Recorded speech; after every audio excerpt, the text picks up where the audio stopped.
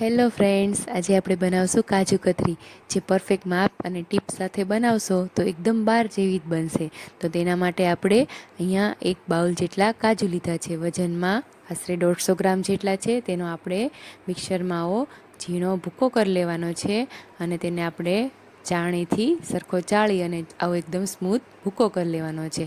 હવે અહીં આપણે 3 ચમચી જેટલો મેં મિલ્ક પાવડર એડ કર્યો છે અને તેને આપણે સરખી રીતના મિક્સ કરી લેવાનો છે. હવે ચાસણી માટે આપણે આશરે 100 ગ્રામ જેટલી ખાંડ લીધી છે, જે એક બાઉલ જેટલી થશે. હવે એ જ બાઉલના માપથી આપણે અડધો બાઉલ પાણી લઈ એને આપણે ખાંડમાં એડ કરી ચાસણી રેડી કરવાની છે. મીડિયમ ફ્લેમ ઉપર આપણે જો આવી એક તારની ચાસણી બનાવવાની છે. આવો એક તાર થઈ જાય એટલે મેં અહીંયા 1 ચમચા જેટલો માવો એડ કર્યો છે. માવો ઓપ્શનલ છે.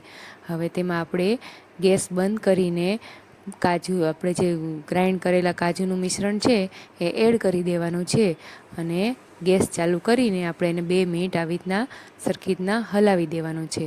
હવે ફરીવાર ગેસ બંધ કરી 1 ચમચી જેટલું ઘી એડ કરવાનું છે. ઘીથી આપણી કાજુ કતરીમાં શાઇન આવશે. હવે આવો એક પ્લાસ્ટિકનો કાગળ લઈ તેમાં થોડું ઘી સ્પ્રેડ કરી દેવાનું છે. તમે બટર પેપર પણ લઈ શકો છો.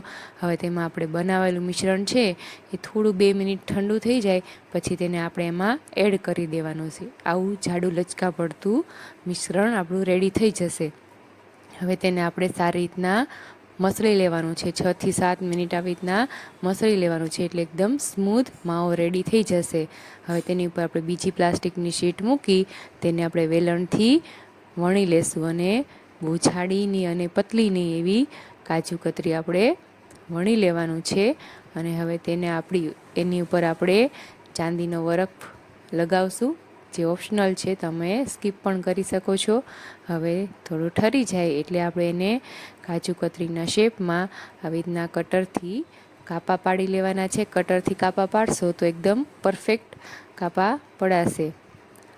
આવી રીતના આપણા કાપા પાડી લેવાના છે. આપણે જોઈ લઈએ કેવી થઈ છે. એકદમ સ્મૂથ અને બાર જેવી જ કાજુ કતરી આપણી રેડી છે.